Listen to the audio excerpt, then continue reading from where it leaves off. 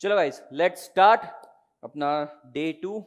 आज अपन actually chapter के अंदर जाएंगे। 3 ही चैप्टर है अपने को, बहुत इजी है। सिलेबस भी अगर तुम देखोगे इंस्टीट्यूट का क्वांटम बहुत छोटा दे रखा है, बहुत अच्छी बात है और अच्छी बात है हमारे लिए, ठीक है। लेकिन अपना रूल है कि अपन रिवाइज करेंगे सबसे पहले। तो अपन ने कल क्या क्या पढ़ा? स्ट्रेटेजिक मैनेजमेंट, ये वर्ड को तोड़ा। मैनेजमेंट, मैनेजमेंट ये वर्ड कौन से कंट्री से ओरिजिनेट है? ग्रीस से, ग्रीक लैंग्वेज से आया। नाम क्या, मीनिंग क्या होता है उसका? नोमोस, नोमोस मतलब टू मैनेज। अच्छा, फिर मैनेजमेंट को तोड़ा अपन ने 3 वर्ड में। कौन कौन से 3 वर्ड में? Manage, main, tactics. अच्छा, मैनेज किसको करना है? रिसोर्सेस को। रिसोर्सेस होते हैं 5 टाइप के। कौन कौन से? मैन ने मनी से मशीन परचेज करी, मटेरियल डाल के अपने मेथड से प्रोड्यूस किया। अच्छा, मेथड से एक और चीज याद आया, आज के टाइम ना मेथड ऑफ बिजनेस चेंज हो चुके हैं। आज के टाइम पे मेथड ऑफ बिजनेस चेंज हो चुके हैं। बिजनेस कम नहीं हुआ है। देखो, होटल में आजकल तुम्हें भीड़ कम दिखेगी, डजंट मीन होटल का बिजनेस कम हुआ है। आजकल लोग घर पे मंगवा लेते हैं खाना। तो मेथड मतलब क्या? मेथड को भी मैनेज करना क्यों जरूरी है? कल करके मैं ये नहीं बोल सकता कि होटल्स में मुझको भीड़ कम दिख रही है इसलिए मैं होटल नहीं डालूंगा। नहीं नहीं, ये तो गलत है। होटल डालना चाहिए। अबे तू एनालाइज करना उसको, तो मेथड का एनालिसिस भी बहुत ज्यादा जरूरी है। इसलिए मैनेज किसको करना है? मेथड्स को भी करना है। उसके बाद आता है मैन। मैन में अपन ने क्या पढ़ा था? मैन को क्यों मैनेज करना जरूरी है? Because their nature is highly unpredictable. Unpredictable nature के हैं। और टैक्टिस मतलब the act of acting differently with different people. चलो ये तो क्लियर हुआ। फिर अपन ने स्ट्रेटेजी वर्ड को तोड़ना चालू किया। स्ट्रेटेजी क्या? स्ट्रेटेजी और प्लान एक ही वर्ड है क्या? स्ट्रेटेजी और प्लान एक ही होते हैं? नहीं। प्लान, प्लान मतलब क्या होता है? It is a part of strategy. Strategy मतलब अल्टीमेटली अपने को ये अचीव करना है। प्लान मतलब प्लान ए बी सी, कितने भी प्लान हो सकते हैं उसके अंदर। अल्टरनेटिव प्लान्स को डायनामिक इन्वायरमेंट में जब डाल देते हो तो स्ट्रेटेजी बन जाती है। फॉर एग्जाम्पल, मूवी देखिए गाजी अटैक। मूवी किसी ने गाजी अटैक देखिए? अच्छा, गाजी अटैक में क्या होता है, मेरे को एग्जैक्टली उस कैरेक्टर का नाम याद नहीं, पर वो मेन जो इंडिया की तरफ से रहता है वो मर जाता है उसके अंदर, जिसने वो मूवी देखी होगी। उसके बाद वो अपना बाहुबली का जो विलन है, क्या नाम है उसका, राणा दुकावती, फिर वो संभाल लेता है उसको। तो क्या था उनका ओरिजिनल प्लान कि वो जो पाकिस्तान की शिप आ रही ना, गाजी नाम था शायद उसका, उसको डिस्ट्रॉय करना, जो सबमरीन आ रही है उसको डिस्ट्रॉय करना है। पर जो मेन बंदा है ना, वो डिस्ट्रॉय नहीं कर पाता और मर जाता। तो एंड में ये अल्टरनेटिव प्लान लेकर आता है। पर स्ट्रेटेजी तो फुलफिल करी ना इन्होंने। स्ट्रेटेजी कैसे फुलफिल हुई? उसको ब्लास्ट करके, उसको मार के। तो प्लान ए कैंसिल हो गया। डायनामिक था इन्वायरमेंट, इन्वायरमेंट चेंज हो गया। डायनामिक का मतलब यही होता है चेंजिंग। चेंज हो गया इन्वायरमेंट, लेकिन हमारा फिर भी सक्सेसफुल रहा प्लान। क्यों? क्योंकि हमने प्लान बी पे शिफ्ट कर लिया। समझ में? तो स्ट्रेटेजी मतलब क्या होता है? Various plan in changing environment. अगर मैंने जैसे तुम्हें कल बहुत, हेलो हेलो, मैंने कल बहुत सारे एग्जांपल दिए थे चेंजिंग इन्वायरमेंट में। समझो अगर मान लो तुम किसी रीजन से नहीं कर पा रहे हो पढ़ाई, तो तुम बाद में ज्यादा पढ़ाई कर लोगे, तो डजंट मीन कि तुम अपना अल्टीमेट गोल, अल्टीमेट ऑब्जेक्टिव छोड़ दोगे। That is not possible. So strategy word clear हुआ, मैनेजमेंट वर्ड क्लियर हुआ। सर आज से क्या नया होने वाला है? आज से अपन जो मॉड्यूल मैंने ड्राफ्ट करी है वो पढ़ने वाले हैं। सर ये मॉड्यूल और हमारे इंस्टीट्यूट की मॉड्यूल में क्या फर्क है? देखो फर्क इतना है, इंस्टीट्यूट की मॉड्यूल है सेल्फ एक्सप्लेनेटरी। वो ऐसी लैंग्वेज में, ग्रामर्स में लिखा जाता है, अगर एक पॉइंट भी समझाना है तो उस पर 10 लाइन लिखेंगे। पर जब तुम उनके क्वेश्चन आंसर्स देखोगे, उन्होंने सिर्फ लिमिटेड पॉइंट्स लिखा है। तो पढ़ना क्या है? पढ़ना भी उतना ही लिमिटेड पॉइंट है जितना एग्जाम में पूछा जाता है। और एक्सप्लेनेशन का जो पार्ट है वो मैं यहां पे तुम्हें दूंगा। दैट मीन्स अगर ये वाला पहला पॉइंट एक्सप्लेन करना है तो उन्होंने 3 लाइन तो लिख दी होगी, उसके अलावा एक पैराग्राफ भी लिखा होगा उसको समझाने के लिए। पर जब हम क्वेश्चन आंसर्स में जाके देखते हैं तो पैराग्राफ गायब रहता है। ऑब्वियस सी चीज है, उनका इंटेंशन क्या है? देखो तुम्हारी इंस्टीट्यूट हो, चाहे सीए इंस्टीट्यूट हो, चाहे सीएस इंस्टीट्यूट हो, एक ही इंटेंशन है उनका कि student without coaching class pass कर सकता है। इसलिए बुक्स ऐसी बनाई जाए कि विदाउट कोचिंग भी स्टूडेंट पास कर ले क्लास। तो एक्सप्लेनेशन देते हैं उसके अंदर। अगर तुमने कोई प्रैक्टिकल सब्जेक्ट भी उठाया होगा उसके अंदर तो देखा होगा कि वो प्रॉपर पहले इजी क्वेश्चन समझाते हैं, बाद में लेवल ऑफ डिफिकल्टी बढ़ाते हैं। पर प्रॉब्लम है कि एंड में कुछ ऐसी ही लेवल की डिफिकल्टी रहती है कि अपने से सॉल्व नहीं होती, इसलिए क्लासेस लगानी पड़ती है आज के टाइम पे। तो यहां पर क्या रहेगा, पूरा का पूरा मॉड्यूल है इसके अंदर, तुम्हें एक भी वर्ड गायब नहीं मिलेगा। लेकिन जो एक्सप्लेनेशन पार्ट है, जो उनके दिए हुए एग्जाम्पल, वो हम हटा देंगे। हम यहां पे खुद हमारी नोटबुक में लिखना चालू करेंगे और जितना यहां पे कंटेंट लिखा रहेगा इसको पढ़ेंगे, समझेंगे, याद करेंगे, रिकॉल करेंगे, अगले दिन फिर से रिवाइज करेंगे। ठीक है? तो पॉइंट्स याद हो जाएंगे। और मैं टाइम टू टाइम तुम्हें बताता जाऊंगा, हाँ ये क्वेश्चन एग्जाम में आता है, बार बार आया है, तो अपन पढ़ते टाइम पे भी उस पर ज्यादा फोकस करेंगे। अब तुम पे ज्यादा जिम्मेदारी क्या क्या है, तुम्हें एक सेपरेट नोटबुक बनानी है, पहले के 5 लीफ मतलब समझो ये तुम्हारी नोटबुक है, ऐसे 1 2 3 और 4 पेज छोड़ दो, 5 नहीं 4 पेज छोड़ दो, उसको नाम दो एसएम डिक्शनरी। एसएम की डिक्शनरी बनानी है अपने को।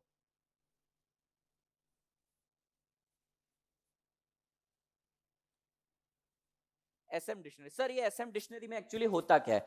एसएम डिक्शनरी बेसिकली हमारी क्विक रेफरेंस की डिक्शनरी है। सर इस डिक्शनरी से फायदा क्या होने वाला है?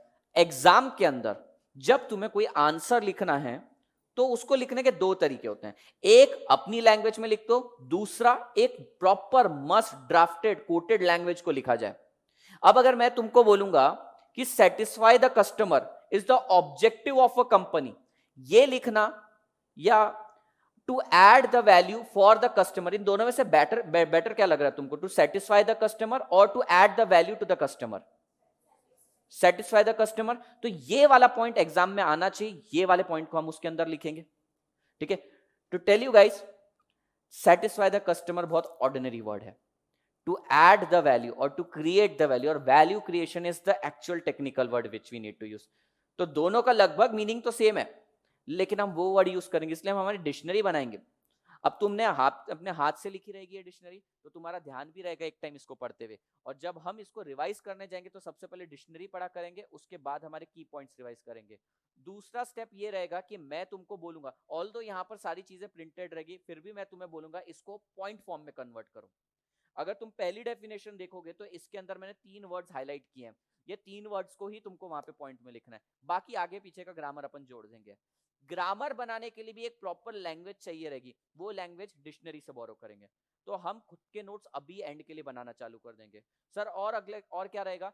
अगले दिन तुमको क्या करना है, डिक्शनरी 2 मिनट में पढ़ के आना है, जो मैंने कल पढ़ाया है, जो कल एडिशनल वर्ड्स पढ़ा है वो डिक्शनरी पढ़ना है, और जो तुमने कल के दिन पॉइंट्स लिखे थे सिर्फ उतना पढ़ना है, और अपन उसको समराइज करेंगे।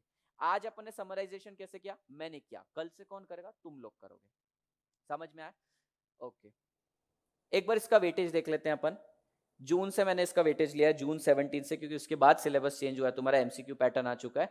5 मार्क्स के एमसीक्यूज है टोटल, तो इस चैप्टर के लिए तुम 1 से 2 मार्क्स का एमसीक्यू समझ लेना। अब मेरी बात समझो, एमसीक्यूज आते हैं 1 से 2 मार्क्स के, क्या उसके लिए सेपरेटली एमसीक्यू के प्रिपरेशन करना जरूरी है क्या? नहीं, बिल्कुल नहीं। 100 200 से एमसीक्यू अगर मैं तुमको दे दूं, उससे बेटर है यही पॉइंट्स याद करते ना, इसी में से कोई पॉइंट पे पूछने वाले हैं वो। समझ में आया? ठीक है, कोई डाउट है तो पूछो, फिर आज अपन एक्चुअल एंटर करने वाले टॉपिक के अंदर। नहीं, बढ़े आगे। Okay, the first word is strategy. कल मैंने तुमको स्ट्रेटजी बताया था, strategy means plans made in dynamic environment. अब इन्वायरमेंट का मतलब क्या होता है? पहली डिक्शनरी का अपना पहला वर्ड लिखो, चलो बुक बनाओ। लाए हो नोटबुक आज, या आज भी डेमो वाले एक वही नोटबुक जिसके अंदर सब चल रहा है, 8 सब्जेक्ट की कॉमन नोटबुक?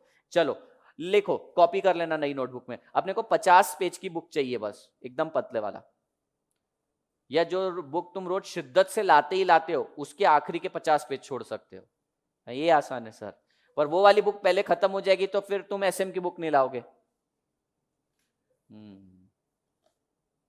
चलो वो सब छोड़ो, सर बता दो क्या लिखना है। पहला लिखो एसएम डिक्शनरी, ऊपर हेडिंग डालो और उसके अंदर लिखो इन्वायरमेंट। इन्वायरमेंट, सर इन्वायरमेंट मतलब क्या होता है? क्या होता है इन्वायरमेंट? 12th में हमने पढ़ा था, क्या पढ़ा था इन्वायरमेंट अपन 12th में? Anything which surrounds us is environment. नहीं नहीं नहीं नहीं नहीं, वो नहीं है यहाँ पे इन्वायरमेंट। यहाँ पे इन्वायरमेंट का मतलब क्या है? माइक्रो एंड मैक्रो, डैश मारो। Environment means micro and macro factors. Environment मतलब माइक्रो और मैक्रो फैक्टर। अच्छा, माइक्रो और मैक्रो तो मालूम होगा तुम्हें, मालूम है? Micro means relating to a individual, macro means consideration of larger aggregates. अच्छा, एक बंदे ने बहुत अच्छी डेफिनेशन दी है, macro economics is the study of forest and not the tree. ये सुनिए डेफिनेशन तुमने कभी? उसने डेफिनेशन टेक्निकल नहीं दी, उसने बोला macro analysis is just like studying the entire forest rather than studying individual tree. तो ये भी उसने अपने हिसाब से डेफिनेशन दे दी। समझ में आई तुम्हें डेफिनेशन? पहला वर्ड था अपना environment. Environment includes 2 things, micro and macro factors. समझा? We'll start reading the definition. Strategy is all about integrating organizational activity. पहला वर्ड इसके अंदर strategy is all about integrating organisational activity. हमने कौन सी ऑर्गेनाइजेशन को डिस्कस करने का कल बोला था? We smart. अब हम वी स्मार्ट का एनालिसिस करेंगे। चलो, जैसे मयूरेश एडमिशन लेने जा रहे हैं। मयूरेश, क्या होता है एडमिशन प्रोसेस के अंदर? समझो तुम्हें एक पेन ड्राइव बाय करनी है, क्या करोगे तुम तुम्हारे एंगल से बताओ, फिर मैं आगे का एड ऑन करता हूं। सबसे पहले सही, पहली चीज सबसे सही जो इसने बोली, काउंसलर से जाके मिलेगा। अच्छा, एक काउंसलर कोई टीचर रहता है या विशाल सर है या कोई एक स्टाफ रहता है? एक स्टाफ रहता है। तो भाई पहला ऑर्गेनाइजेशन में एंटर करते से इसको कौन मिला? स्टाफ मिला। आगे? ओके, हाँ, तुमने लेने का डिसाइड किया। अब अब फीस किसको पे करोगे? वी स्मार्ट को, वो मैम को पे करोगे या जो अकाउंट्स डिपार्टमेंट है उसको जाके करोगे? Accounts department. तो इसका सेकंड फंक्शन हो गया अकाउंट्स डिपार्टमेंट का। इंटरएक्शन देखो क्या क्या हुआ है, इसका हुआ है स्टाफ के साथ और अकाउंट्स डिपार्टमेंट के साथ। टीचर को कुछ मालूम नहीं अभी, टीचर तो पढ़ाने वाला है। अब इस तक ये इंफॉर्मेशन कैसे फ्लो होगी, इसके आगे का फ्लो मैं बताता हूं। फिर जनरेट होगी तुम्हारी बैच, बैच जनरेट होगी और बैकएंड अकोला में, बैकएंड अपना अकोला टीम में जाएगा ये वेरिफिकेशन के लिए। ठीक है, काफी केस में, पेनड्राइव के केस में स्टूडेंट को कॉल आता है, फिर वहां से कॉल आया, ये बैकएंड टीम ने काम किया, जो है हमारा बीपीओ, क्या है बीपीओ है अपना। वहां से हमको कॉल आएगा फैकल्टीज को, सर ये आपकी पीडी बाय करने वाला है, इसको बुक्स इशू करो। बुक्स इशू करने के लिए हम एक साइन करके डॉक्यूमेंट देंगे, किसके पास? हमारे यहाँ पे स्टोर कीपर के पास। वो स्टोर कीपर इशू करेगा बुक बानेर ऑफिस में और बानेर से बुक डिस्पैच होगी।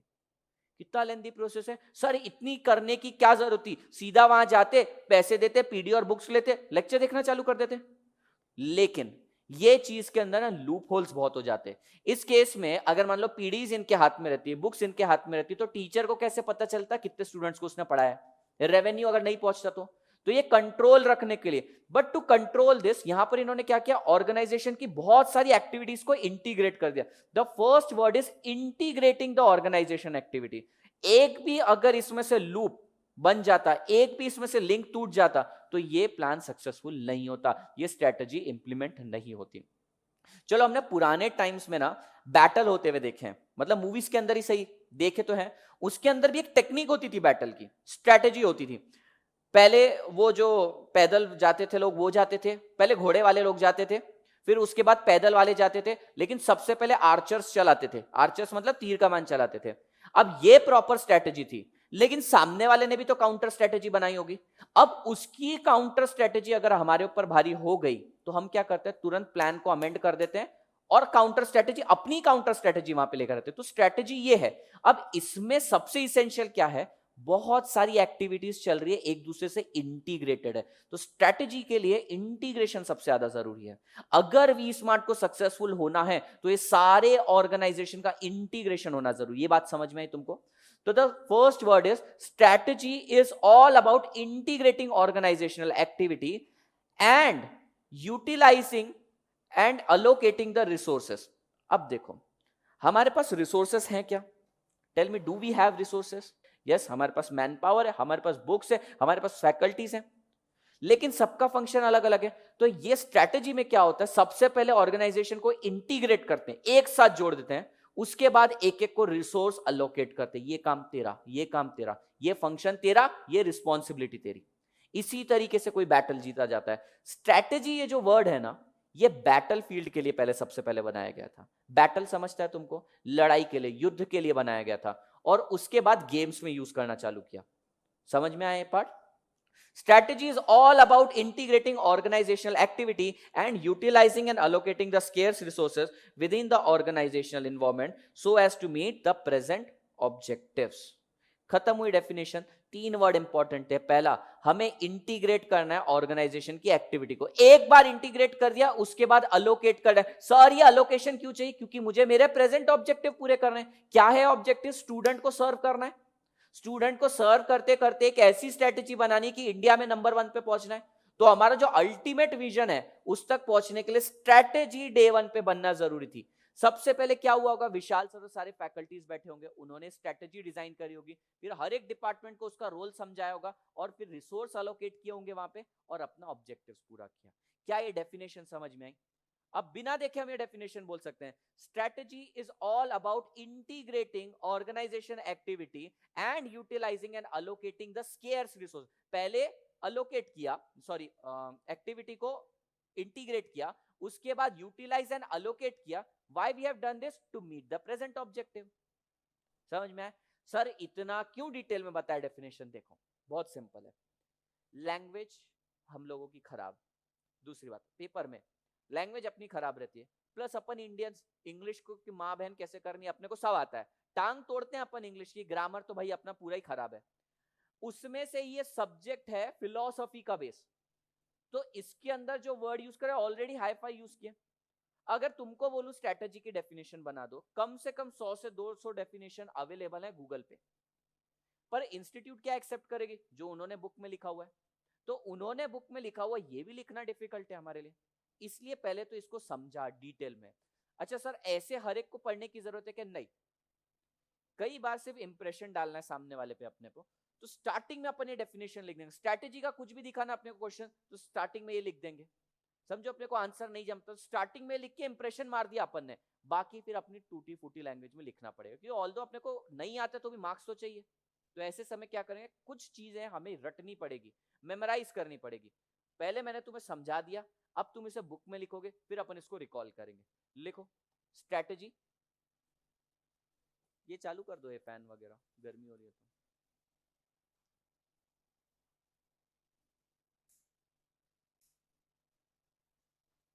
स्ट्रैटेजी डैश, नीचे क्या लिखोगे? तीन चीजें लिखनी पड़ेगी। पहला, integrating organisational activity, integrating organisational activity, नीचे के पॉइंट में dash, utilizing and allocating scarce resource, utilizing and allocating scarce resource, dash, meeting present objectives.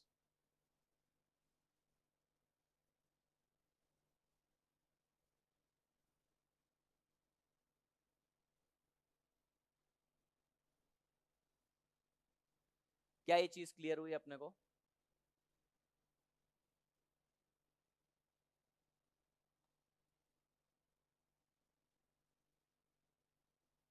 कभी भी ना कोई भी सब्जेक्ट तुम स्टार्ट करो पढ़ना, जिस दिन फर्स्ट डे क्लास में बैठते हो, सेकंड डे बैठते हो ना, एक ही तुमसे एक्सपेक्टेशन रहती है कि तुम सिर्फ बेस स्ट्रॉन्ग करो। एक बार बेस स्ट्रॉन्ग करके तुम सब्जेक्ट में घुस गए ना, उसके बाद तो कुछ भी तुम्हारे सामने ब्लास्ट करें अपन, सारी चीजें समझ में आती है। एक और हम्बल रिक्वेस्ट है, ये सब्जेक्ट को और अच्छे से समझना है तो खुद को एक एंटरप्रेन्योर बिजनेसमैन की तरह समझो, वैसा सोचना चालू करो, तो तुमको हर एक वर्ड समझ में आएगा। किसी के पापा बिजनेस करते हैं तुम में से? बाकी के पापा जॉब करते हैं, बाकी सबके पापा। तो तुम बिजनेसमैन की तरह सोचना चालू करो। सोचो अगर तुम कोई बड़ा बिजनेस रन करते, तो अगर मैं बोलूं जियो का एग्जांपल है, तो खुद को मुकेश अंबानी समझना चालू करो। समझने में क्या जाता है? तो ऐसा करेंगे ना और जल्दी समझ में आएगा। ठीक है विशाल, सब ठीक ना? ओके, तो strategy is all about integrating organisational activity and utilising and allocating the scarce resources to meet the present objective. समझ में आया? सेकेंड डेफिनेशन है, सॉरी इसी का कंटिन्यूएशन है, while planning a strategy it is essential to consider that decisions are not taken in a vacuum and that any act taken by the firm is likely to be met by a reaction from those affected। किस किस क्या क्या लिखा मैंने वहां पे? Competitor, customer, employees, supplier. इनको पता है शॉर्ट में क्या बोलते हैं? क्या बोलते हैं? इनको बोलते हैं स्टेक होल्डर्स। तुम्हें मालूम है stake holders and share holders का डिफरेंस? शेयर होल्डर्स मतलब owner of the company, stake holders मतलब वो सारे इंसान जो तुम्हारे कंपनी के कोई भी एक्शन के कारण अफेक्टेड होंगे। अब बताओ कल करके तुम्हारी कंपनी बंद हो जाएगी तो तुम्हारे कॉम्पिटिटर्स पे फर्क पड़ेगा क्या? हाँ पड़ेगा, उनका बिजनेस पड़ेगा। अगर तुम्हारी कंपनी बंद हो गई तो कस्टमर्स का नुकसान होगा, एम्प्लॉइज ले ऑफ हो जाएगा, प्रॉब्लम हो जाएगा। किंगफिशर में यही हुआ, एम्प्लॉइज छोड़ के चले गए, उनको 4-5 महीने की सैलरी नहीं मिली। और सप्लायर्स का भी नुकसान है भाई, तू कस्टमर था उनके लिए, सप्लायर के लिए, अब सप्लायर का एक कस्टमर चला गया। So these are the stakeholders. Sir stakeholders इतने ही होते हैं और भी हो सकते हैं? और भी हो सकते हैं। गवर्नमेंट, तुमने बंद कर दी कंपनी, गवर्नमेंट को कितना फर्क पड़ेगा? गवर्नमेंट क्या चाहती है? टैक्स मिले, टैक्स नहीं मिलेगा, लोगों को एम्प्लॉयमेंट नहीं मिलेगी, तो ये स्टेक होल्डर्स है। So in this point they are saying decision ना एक कमरे में बंद करके नहीं लिया जाता। अरे तुम एक कमरे में बंद करके डिसीजन भी लोगे ना, इसके इंपैक्ट सब पे पहुंचने वाले हैं, सारे के सारे स्टेक होल्डर पे पहुंचने वाले हैं। दे have used the word vacuum. Do you know what is meaning of vacuum? Vacuum word सुना है? हमारे अर्थ के ना लेयर्स है, स्ट्रेटोस्फीयर, वो स्फीयर, 4 स्फीयर है, और उसके बाद चले जाओ ना, वैक्यूम है, हवा नहीं है, कुछ भी नहीं है, देयर इज नथिंग। नथिंग मतलब वैक्यूम, कुछ भी नहीं है, खत्म। अब ये क्या बोल रहे हैं? While planning a strategy, it is essential to consider decisions are not taken in vacuum. तुम्हें क्या लगता है, तुमने डिसीजन लिया, कल करके वी स्मार्ट सोचता है कि पेन ड्राइव पे 50% ऑफ दे देंगे, तुमको क्या लगता है सिर्फ वी स्मार्ट को ही फायदा होने वाला है और किसी को फायदा नहीं होगा, नुकसान नहीं होगा? अरे बहुत होगा, कॉम्पिटिटर्स का नुकसान होना चालू हो जाएगा, कस्टमर का फायदा हो जाएगा, एम्प्लॉयज को तो चलो कोई फर्क नहीं पड़ेगा, सप्लायर्स को फायदा हो जाएगा, क्वांटिटी बढ़ गई, पेन ड्राइव अपने को ज्यादा परचेस करनी पड़ेगी। तो कोई भी स्ट्रेटेजी लोगे ना, इन सबका सोच के चलना पड़ता है, समझ में? फॉर एग्जाम्पल जियो का मालूम है तुम्हें, 15 तारीख को, सॉरी 5 सितंबर से वो गीगा फाइबर लॉन्च करने वाले। Do you no this thing? सबसे पहले तो जियो ने क्या किया, आज से मतलब 5 सितंबर जो आने वाला है ना, उससे 3 साल पहले 5 सितंबर 2016 को जियो ले आया। क्या किया था उसने जियो में? लगभग सब कुछ ही फ्री कर दिया। आज भी देखा जाए तो कितना, 10 रुपए रोज के हिसाब से।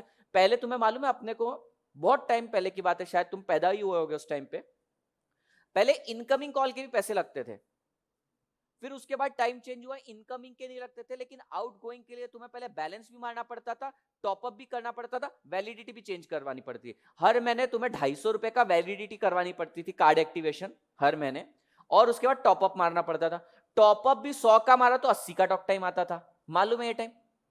उसके बाद क्या हुआ, ये सारी चीजें चलती रही, सडनली आया जियो, और जियो ने क्या मार्केट को डिस्ट्रक्ट किया। आज एयरटेल, वोडाफोन, आइडिया सबको ही वही रेट में दे रहा है। डिसीजन किसका था? मुकेश अंबानी ने घर पे बैठ के लिया। अफेक्ट किसको हुआ? कॉम्पिटिटर्स को हुआ, अरे आग लग गई उनके सीने में। कस्टमर का क्या हुआ? कस्टमर का फायदा।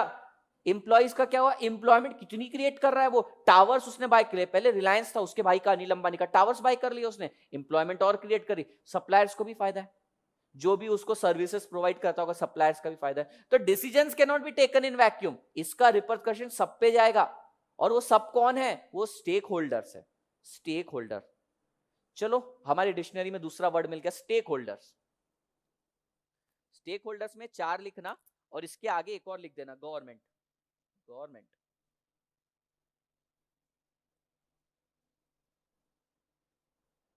क्या हुआ पूजा? बनाओ डिक्शनरी, काम आएगी। आम जिंदगी में हम क्या करते हैं, डिक्शनरी लेते हैं, पढ़ते हैं। ये मिंटोस जिंदगी, इसके अंदर हम क्या करेंगे, हमारी खुद की डिक्शनरी बनाएंगे। सर 30 मार्क्स का है, पढ़ा के पास करवा दो ना। नहीं नहीं नहीं नहीं नहीं, तुमसे ये एक्सपेक्टेशन नहीं है पास होने के बाद। पास होने के बाद ना, क्लाइंट तुम्हारे सामने ऐसी नजरों से देखता है ना कि तुम भगवान हो उसके, तुम उसको हर चीज बता सकते हो। उसके बच्चे का ब्रेकअप हो गया, इसका भी एडवाइस तुम दोगे? वह नहीं, सच्ची मैं मजाक नहीं कर रहा, मेरी प्रैक्टिस भी है सीए की। अपने बच्चों के रोने धोने मेरे को सुनाते हैं, सर वो पढ़ता नहीं है, अभी क्या करूं, अभी 8th स्टैंडर्ड में, कितना टफ है। अभी सुना अपने लिए 8th स्टैंडर्ड कितना टफ है, वो बोल रहे हैं हमारे सामने। बोलते हैं मेरे बच्चे का 8th स्टैंडर्ड है, क्या होगा उसका। मेरे मन में क्या चलता है, मेरे मन में उसमें सॉन्ग चलते हैं, गाने चलते हैं, क्या करूं इसकी बातें सुन के। तो ये चीजें हमें डिफरेंशिएट करेगी कि क्लाइंट ये सारी चीजें बताएगा, फिर अपन स्ट्रेटेजी बता सकते हैं। आई वाज टॉकिंग अबाउट जियो, मैंने यहाँ लिख कर रखा एग्जांपल जियो का। गीगा फाइबर, गीगा फाइबर क्या है? बेसिकली वर्ल्ड वाइड यूएस जैसी डेवलप कंट्रीज के अंदर भी ना, downloading speed, average downloading speed कितनी है? 90 एमबीपीएस। मतलब 1 सेकंड में डाउनलोड करना है तो 90 एमबीएस डाउनलोड हो सकता है।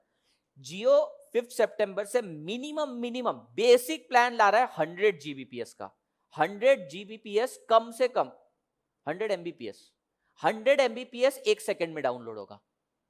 और ये किसके लिए? ये कमर्शियल लोगों के लिए। अब जरा सोचो, वी स्मार्ट, वी स्मार्ट का तुम जरा सोचो, कल रिजल्ट आ गया, आज जो ऑर्डर गए हैं ना वी स्मार्ट से फास्ट ट्रैक वीडियोस डाउनलोडिंग, कम से कम 7 से 8 हजार ऑर्डर एक दिन में। स्टूडेंट्स को मालूम है रिजल्ट ऑलरेडी लेट आया है, ये शोक मनाने का भी टाइम नहीं। अभी तो जितना भी इनको रोना धोना था ना, 5 दिन का टाइम देते हैं स्टूडेंट फेल होने के बाद, अभी उन्होंने कर्टेल करके 3 दिन कर दिया, तुरंत बाय करना चालू कर दिया उन्होंने। अब कितना ज्यादा प्रेशर आने वाले पर वी स्मार्ट कैसे हैंडल करेगा? इंटरनेट की स्पीड ही स्लो है। अब 5 सितंबर के बाद से क्या होगा, 1 सेकंड में पूरा का पूरा तुम्हारा शायद लेक्चर भी हो जाए डाउनलोड, 100 एमबी का। अच्छा, उसका रेंटल कितना रखा है उसने? सिर्फ 700 रुपए। अपने को जरूरत नहीं है, ये कमर्शियल के लिए। कमर्शियल वाले इतनी ज्यादा स्पीड के लिए बहुत ज्यादा पे करते हैं, और मैक्सिमम तो उसने बहुत ही ज्यादा रखा हुआ है, मैक्सिमम डाउनलोडिंग स्पीड। तो ये कुछ कर रहा है वो बड़ा। तो ये जब गीगा फाइबर आने वाला, किसकी नींद उड़ी होगी सबसे पहले बताओ? एयरटेल की नींद उड़ गई होगी, रात भर से, कल से खाना नहीं खाया होगा, उसकी बीवी बोल रही होगी खाना खा ले, नहीं मुकेश भैया पता नहीं क्या करते हैं अभी, हर बार वो बम फोड़ते हैं, करते हैं कि नहीं? और रिलायंस पे ना भरोसा करने का एक और रीजन है, अपन आगे पढ़ेंगे, एक पॉइंट आएगा क्यों रिलायंस इतना सक्सेसफुल है और रिलायंस हमेशा सक्सेसफुल रहेगा, आगे देखते हैं। Strategy may be defined as direction and scope of organization over long term, which take advantage for the organization through configuration of resources within a changing environment and fulfill stakeholder। ये एक और definition दी है तुम्हारी module में, एक ही बार ये definition दी है, कोई भी आंसर में यूज नहीं करी। सर आपने क्यों डाली? रीजन है, मुझे एक वर्ड ही उठाना था यहां से, लॉन्ग टर्म।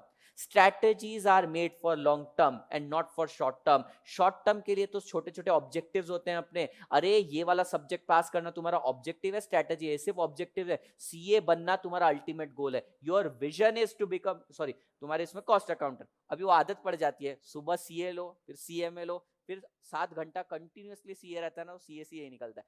तो तुम्हें कॉस्ट अकाउंटेंट बनना, ये तुम्हारा विजन है, अल्टीमेट गोल है, लेकिन कल बन जाओगे क्या? नहीं है। तो शॉर्ट टर्म के लिए नहीं है, पर तुम्हें कल क्लास आना है और सब्जेक्ट कंप्लीट करना है, ये भी तो ऑब्जेक्टिव है तुम्हारा। तो शॉर्ट टर्म के लिए स्ट्रेटेजी नहीं है, पर ऐसे छोटे छोटे छोटे छोटे छोटे ऑब्जेक्टिव्स मिलाओगे तभी लॉन्ग टर्म स्ट्रेटेजी फुलफिल होगी। Did you get this? तो हमें स्ट्रेटेजी का अगर कोई भी क्वेश्चन आए तो अपन भाई 4 क्वेश्चन लिखने, 4 पॉइंट लिखने वाले। कौन सी? It is integration of organisational activities and utilizing and allocating the resources to achieve the objective, present objectives। ठीक है, नेक्स्ट पॉइंट क्या लिखेंगे? decisions are not taken in vacuum, stakeholders are affected, stakeholders are affected, and last it is made for long term purpose। did you get this? लिख दो उसके अंदर, definition के अंदर नेक्स्ट बुलेट मार के, डैश फॉर लॉन्ग टर्म। अपना यही रहेगा, अपन कोई भी एक पॉइंट उठाएंगे, उसके ऊपर कोई ना कोई एक ऐसा एग्जांपल लेंगे जो तुमने सुना है। समझ में आया? Now will talk about features of strategy. Features, features मतलब क्या होता है? पहले तो ये 2 वर्ड रखता हूं तुम्हारे सामने, फीचर्स और कैरेक्टरिस्टिक्स। क्या ये दोनों वर्ड सेम है या अलग है, या फीचर्स का मीनिंग क्या है और कैरेक्टरिस्टिक्स का मीनिंग क्या है? सोचो सोचो सोचो। सर कंफ्यूज कर रहे हो आप, हम तो इंटरचेंजेबली यूज कर लेते हैं सारे, बराबर है कि नहीं? सारे इंटरचेंजेबल। थियरी सब्जेक्ट में यही होता है, थियरी सब्जेक्ट में अंदर का कंटेंट सब समझ में आ जाएगा।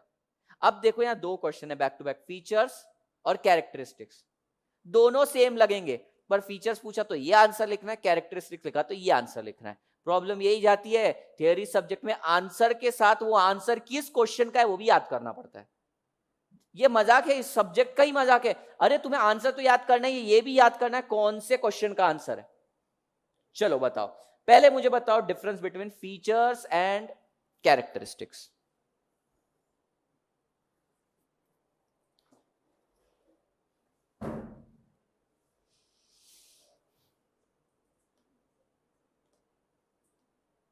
तुम्हारा नाम? प्रणव। समझ, तू लड़की देखने जाता है। इमेजिन करो जरा, तुम इमेजिन करो, मैं जहां बोलता हूं ना, मैं जो बोलता हूं ना, तुम तुरंत इमेजिन करना चालू कर दिया करो। मैं बोल रहा हूं ना बेवड़ा है, तू पीकर है, तो एकदम महसूस किया करो हाँ कि हम पीकर गिरे पड़े हैं। और भी बताऊंगा, चलो आगे क्या बेवड़े की कहानी सुनाऊंगा। चलो ये लड़की देखने गया, इमेजिन करो ये लड़की देखने के लिए बैठा है और तुम सब इसके दोस्त यारों बाजू में बैठे हैं। लड़की से ज्यादा ये शर्मा रहा है, ठीक है? फिर भी ये पूछ रहा है, क्या पूछेगा तू उसके पापा से? आप आपकी लड़की के फीचर्स बताओ या कैरेक्टरिस्टिक्स बताओ। क्या बोलेगा? लड़की दे दो यार। ये नहीं रे, इतना उतावला मत बन, तू कॉस्ट अकाउंटेंट बनने वाला है, ये चीज इतना उतावलापन नहीं चलेगा। बता क्या बोलेगा? लड़की के क्या देखते हैं अपन? फीचर्स देखते हैं, कैरेक्टरिस्टिक्स देखते हैं। अच्छा विशाल, क्या देखेगा लड़की के, कैरेक्टरिस्टिक्स या फीचर्स? फीचर्स। मयूरेश कैरेक्टरिस्टिक्स। अच्छा तुम क्या देखोगे? लड़की के नहीं, लड़के के, पागल। कैरेक्टरिस्टिक्स। शादी हो गई? क्या देखा था लड़के में? कैरेक्टरिस्टिक्स या फीचर्स? इससे पूछना चाहिए था अपने को, है वो हमारा अरेंज है लव है? अरेंज है, बढ़िया। फिर वो आए होंगे घर पे लड़के वाले, तो उन्होंने क्या बोला, लड़की के बारे में कुछ बताओ, यही बोला होगा, या पंडित से पूछा होगा लड़की के बारे में कुछ बताओ। देखो फीचर्स मतलब क्या होता है, जो गुण तुम में ऑलरेडी है उसको फीचर्स बोलते हैं, और कैसा होना चाहिए उसको कैरेक्टरिस्टिक्स बोलते हैं। लड़की देखने जाओगे, वो कैसी है तुम्हें उसमें इंटरेस्ट रहेगा, वो कैसी होनी चाहिए उसमें इंटरेस्ट नहीं है। फीचर्स देखेगा भाई तू लड़की के, समझा? सच्ची समझा? हाँ फीचर्स ही देखना, कैसी होनी चाहिए वो तो तुम बोलोगे कैटरीना कैफ जैसी होनी चाहिए, इंद्रा नूरी जैसे उसने कमाना चाहिए, और हिमा दास जैसे उसने एथलीट होना चाहिए। नहीं नहीं नहीं नहीं, ये सारी चीजें नहीं चलती। अरे जो है वो बताओ ना। मोबाइल देखने जाते हो, मोबाइल के कैरेक्टरिस्टिक्स बोलते हो, फीचर्स बोलते हो? फीचर्स। क्यों? क्योंकि वो ऑलरेडी है उसमें, तो जो है वो देखना है। तो स्ट्रेटेजी के अंदर क्या क्या होता है वो देखना है, और कैसी आइडियल स्ट्रेटेजी होनी चाहिए वो कैरेक्टरिस्टिक्स होता है। अब देखो बहुत फाइन लाइन, मतलब grey area, we call this as grey area. ये ना ही ब्लैक है ना ही पूरी तरीके से व्हाइट है, ना ही स्ट्रेटेजी सॉरी फीचर्स और कैरेक्टरिस्टिक्स ये दोनों इंटरचेंजेबली भी कई बार तुमने यूज किए हैं। Show us the features, characteristics. और प्रैक्टिकल सब्जेक्ट में तो चलता है भाई, प्रैक्टिकल सब्जेक्ट में तो कुछ भी चलता है, वहां तो एडवांटेज भी लिख देते हैं अपन। कैरेक्टरिस्टिक्स ऑफ स्ट्रेटेजी की जगह एडवांटेज ऑफ स्ट्रेटेजी भी लिख देते हैं। यहां हर चीज का डिफरेंस है। समझ में आया? पहले तो फीचर्स, वसुंधरा फीचर्स और कैरेक्टरिस्टिक्स में समझा डिफरेंस? फीचर्स मतलब जो है उसके अंदर ऑलरेडी, और कैरेक्टरिस्टिक्स मतलब जो होना चाहिए। पहला मीनिंग समझ में आया? Okay. Strategy is important to foresight the uncertain event. क्या बोला? Strategy is important to foresight the uncertain event of the industry. पढ़ो एक बार इसका, और मेरे को जो हाईलाइटेड वर्ड है उसका मीनिंग तुमको देखकर क्या समझ में आता है। यू आर एन एंटरप्रेन्योर, तुम बिजनेसमैन हो, उसके एंगल से सोचो।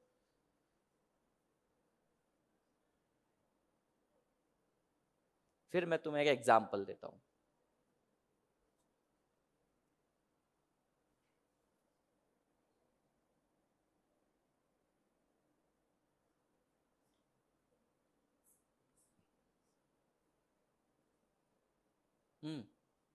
पापा की ब्रांडी पीने वाली लड़की, हाँ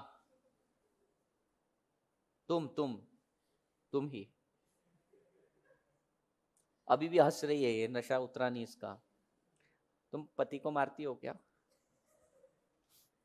नहीं, ऐसे ही एक जनरल क्वेश्चन आया, मारपीट करती हो? कितने मतलब ये सब अफवाहें हैं जो बाहर फैलती है। पति पीड़ित है बेचारा, बाहर दोस्तों में गम भुलाने जाता है। पुरानी हो गई बात? अच्छा बताओ। ओ बावली, क्या समझा इसको देख के?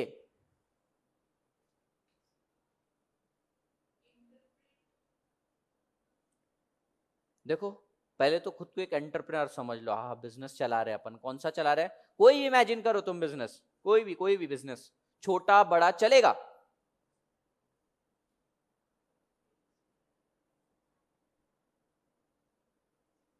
एक एक वर्ड तोड़ते हैं। फोरसाइट मतलब क्या होता है? आगे का सोचना। अनसर्टन मतलब तुमको मालूम है जो सर्टन नहीं रहता। अनसर्टन इवेंट को पहले से ही देख लेना, ये स्ट्रेटेजी का एक बहुत बड़ा फीचर रहता है।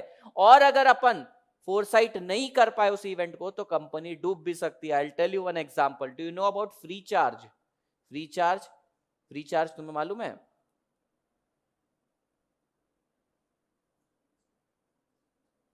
ये बिल्कुल उसके जैसा है, अपना पेटीएम जैसा। मोबी की क्या है वो पता नहीं, वैसे वॉलेट्स रहते हैं। तो फ्री चार्ज किसी ने यूज किया है? किया है। कब से यूज कर रहे हो तुम? हाँ कब किया था लेकिन? फ्री कूपन था, 1 साल हो गया। आज से मैं तुम्हें 4 साल पहले की स्टोरी बताता हूं।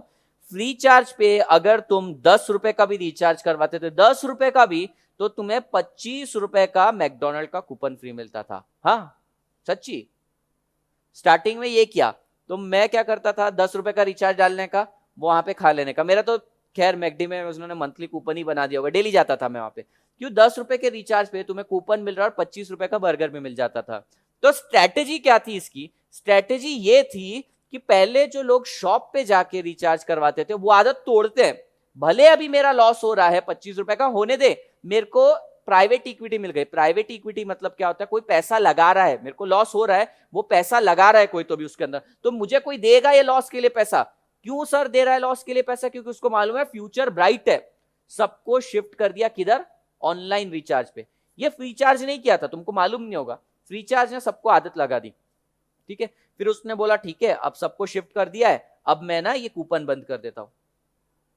कर दिया उसने कूपन बंद। क्या गलत किया उसने? 100 और 10 रुपए का रिचार्ज करना है, 10 रुपए का बैलेंस आ रहा है, ठीक है ना यार, कौन सी बुराई है? बाकी सब तो वही करते हैं। ये बेचारे ने लॉस झेल झेल कर मार्केट को खड़ा किया और पेटीएम आया तुरंत और उसने एग्जिस्टिंग मार्केट में अपना प्रमोशन करके ले गया। प्रॉब्लम क्या थी? फ्यूचर में जो अनसर्टेनिटी आने वाली थी उसको प्रेडिक्ट ही नहीं कर पाए, स्ट्रेटेजी नहीं बना पाए। उसने क्या बोला? लोगों को आदत लगानी है। अरे तेरी बात सही है, लोगों को आदत लगानी है, पर कॉम्पिटिटर्स का क्या, वो भी तो आ सकते थे। तो उसने फ्यूचर को फोरसाइट नहीं किया, यानी फ्यूचर को देखा ही नहीं। तो स्ट्रेटेजी में फोरसाइटनेस होनी चाहिए, आगे का फ्यूचर देखते आना चाहिए अपने को। Did you get this point? Future is uncertain, ये तो हमको मालूम है। अरे पूरी मेहनत फ्री चार्ज ने करे। इनफैक्ट तुम्हें मालूम है क्या, पेटीएम ने भी कोई डिस्काउंट नहीं दिया, क्योंकि इसने भी डिस्काउंट हटा दिया था। पर पेटीएम की एड देखो, वो मतलब अलग ही तरीके से उसने इंप्रेशन डाला अपने अंदर, पेटीएम करो पेटीएम करो पेटीएम करो। अपने को लगता है हाँ पेटीएम ही करना है अपने को। कितना हैमरिंग करी उसने। उसने पूरा का पूरा इसकी विरासत बनाई हुई स्ट्रेट अवे ले लिया। तो इसने फ्यूचर को प्रेडिक्ट नहीं किया था, इसकी स्ट्रेटेजी नहीं थी। इसका बस एक ही गोल था, लोगों को शिफ्ट करना, वहां से किधर? ऑनलाइन पे शिफ्ट करना। लेकिन प्रॉब्लम थी उसने फ्यूचर को फोर्स ही नहीं किया। पहला पॉइंट समझा? देखो क्या है point? A strategy is important to foresight the uncertain events. ठीक है, तो तुम्हारे बुलेट जो बनेंगे उसके अंदर लिख देना डैश अनसर्टन इवेंट। एंड में देता हूं टाइम, पूरा ये समझाने के बाद फिर फटाफट फटाफट से बुलेट लिख देना, फोरसाइट अनसर्टन इवेंट। अगला, strategy deal with long term development rather than routine operation. Uber ने रिसेंटली, उबर मालूम सबको? उबर ने recently 10 crore active subscriber note किया है। दैट मींस उबर के पास एक्टिवली ट्रैवल करने वाले 10 करोड़ लोग हैं। कितना प्रॉफिट कमाती होगी कंपनी? जरा सोचो, 10 करोड़ लोग, उबर, ओला और उबर में से उबर को 10 करोड़ लोग यूज करते हैं, जिनका अकाउंट है और जो ट्रैवल एक्चुअली करते हैं। पूरा एनालिसिस किया, कितना कमाती होगी वो कंपनी पर डे? उसमें से हाफ भी अपन मान लेते कि 5 करोड़ लोग भी ट्रैवल करते हैं, 1 रुपया भी कमा रहा है, समझो, एक नहीं बहुत कमाता होगा, समझो एक भी कमा रहा है, तो दिन के 5 करोड़, साल के लगभग 200 करोड़ तक अपन पकड़ ले। मिलियंस के लॉस में, मिलियंस मिलियंस, अरे मतलब उसका कोई लॉस का कोई ठिकाना नहीं है। अब बोलोगे कैसे सर? उबर सबको मालूम है। अच्छा, अपने को कैब अगर सुनते तो दो ही नाम याद आते हैं, पहला ओला और दूसरा उबर। ठीक है, उबर फिर भी इतने लॉस में। अरे चल लॉस में है क्या, बावली है क्या वो कंपनी जो चलाए जा रहा है अब तक?